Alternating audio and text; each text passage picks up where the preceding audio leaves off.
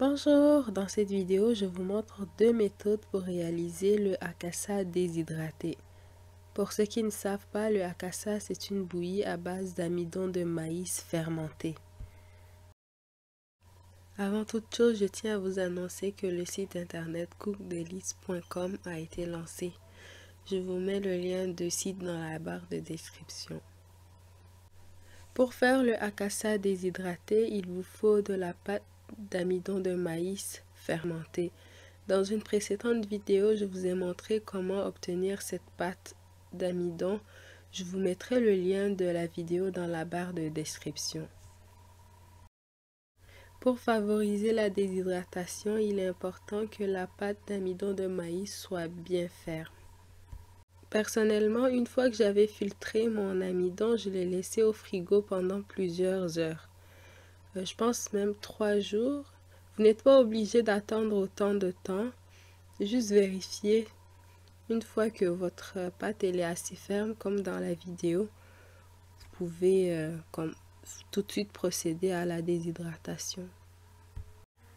En passant, si vous n'êtes pas encore abonné à la chaîne, cliquez sur le bouton s'abonner juste en bas de cette vidéo et activez la cloche de notification pour ne rien rater de mes prochaines publications. Ces derniers temps, j'ai investi dans des matériaux pour améliorer la qualité de mes vidéos. Ça serait vraiment bien que vous m'encouragez dans mon processus. Donc abonnez-vous et activez la cloche de notification si ce n'est pas encore fait. Likez la vidéo, commentez aussi. N'hésitez pas à me dire qu'est-ce que vous pensez de ces vidéos aussi. Visitez le site internet cookdelice.com pour vous procurer le e-book ainsi que les ateliers virtuels qu'on propose. Il y a pas mal de nouveautés qui arrivent sur le site, donc restez à l'affût pour ne rien rater. Ok, j'arrête de blablater.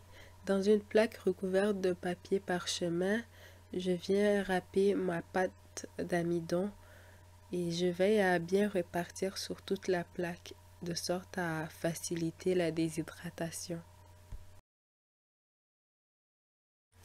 Pour éviter toute blessure, il est vraiment important d'utiliser la paume de la main pour râper la pâte. Vous pouvez aussi porter des gants si vous pensez que ça peut vous aider. La première méthode de déshydratation que j'ai utilisée, c'est le four, la méthode du four. J'ai baissé mon four au plus bas possible que ça puisse être. Le mien était à 170, si je ne me trompe pas, degrés Fahrenheit.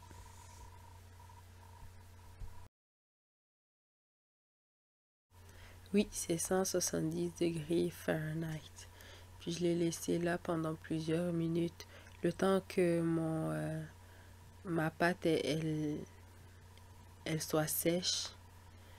Puis ouais, c'est ça.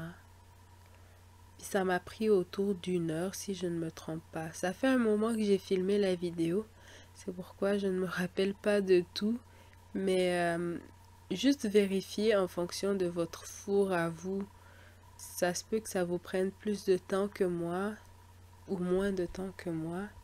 Mais il est vraiment important de mettre votre four au plus bas possible pour éviter de brûler votre akassa. La deuxième méthode, c'est celle du séchage à l'air libre ou au soleil si vous avez du soleil. Ici, on est au Canada et en ce moment, c'est l'hiver, donc il n'y a pas vraiment de soleil. Et même s'il y a du soleil, il fait froid dehors. Donc, j'ai plus laissé ça à l'intérieur. Puis ça s'est quand même bien séché à l'air libre, avec le vent, puis tout. Donc, oui. Une fois bien déshydraté, je viens mettre le tout dans des pots en verre. Puis c'est des pots qui sont hermétiques, donc ça conserve encore mieux. Puis il est important de conserver votre akassa déshydraté dans un endroit sec. Alors pour le verdict, personnellement, j'ai vraiment préféré la cuisson au four, elle se fait beaucoup plus rapidement que celle du séchage à l'air libre. En tout cas, par rapport à où est-ce que je vis en ce moment, qui est le Canada. Et puisqu'on est aussi en hiver, je pense que ça joue aussi.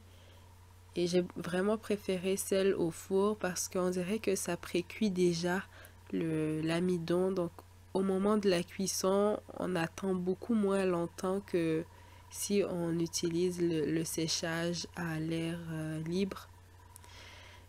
Puis, ah oui, il est vraiment important de noter que puisque c'est déshydraté, ça prend beaucoup plus de temps à cuire que le hakasa qui est fait avec la pâte d'amidon de maïs qui est déjà hydratée.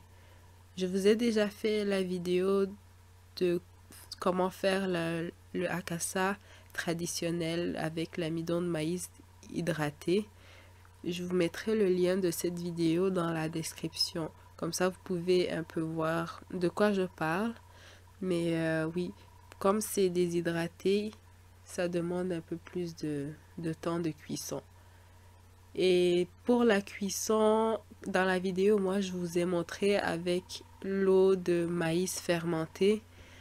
Mais si vous en avez pas, vous pouvez utiliser le vinaigre de cidre de pomme biologique qui donne quand même un goût assez similaire au goût de la fermentation. Donc, personnellement, quand je n'ai pas de kafal, c'est le nom de l'eau fermentée dans ma langue ethnique, Kotokoli.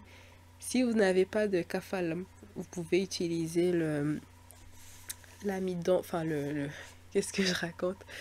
Vous pouvez utiliser le vinaigre de cidre de pomme biologique.